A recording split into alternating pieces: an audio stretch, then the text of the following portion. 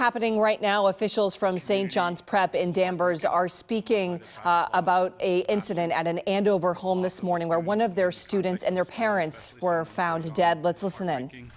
The circumstances of Sebastian's death are just extraordinarily tragic, and we're still processing a great deal.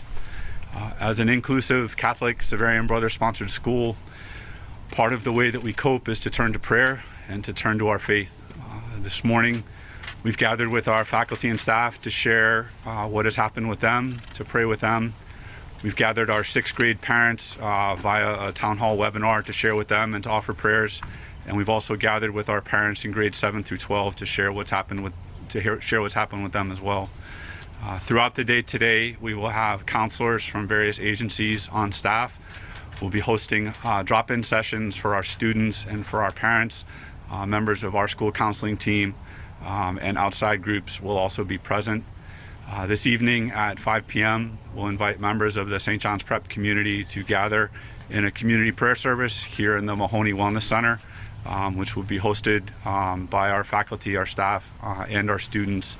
And it will be an opportunity for our community to come together to grieve, our community to come together to support each other, and our community to come together to attempt to move forward in the light of some pretty challenging times. And again, we're grateful for your presence and know that this impacts everyone. We're extraordinarily grateful to the first responders in Andover for their outreach to us, their communication with us, and they have very much been in our thoughts and prayers as well.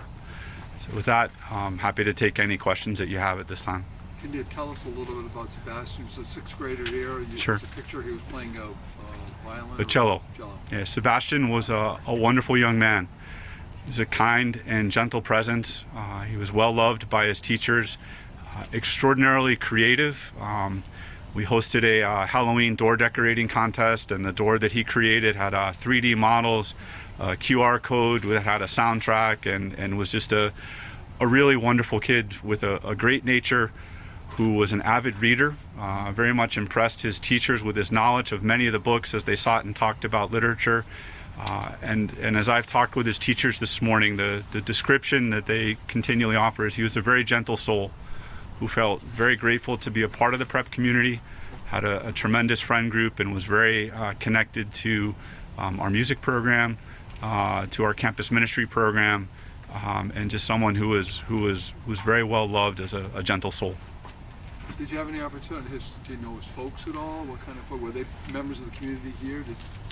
A big part of what we try and do at St. John's is create a partnership with our parents and to invite families to participate. Sebastian has we've had a number of concerts, a number of different activities, and Sebastian's parents have been present at those and been part of the prep community and been here to support their son. Is there anything you can tell us about them or your interactions with them? I don't really have much to say in that, I'm sorry. How about in terms of the schools closed today? Do you plan to be closed tomorrow as well? Have you made any decisions? Sure.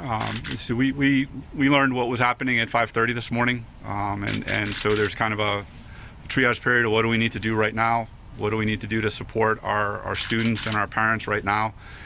We've launched a number of resources to our parents of how they can talk about this tragedy with their sons, with their kids.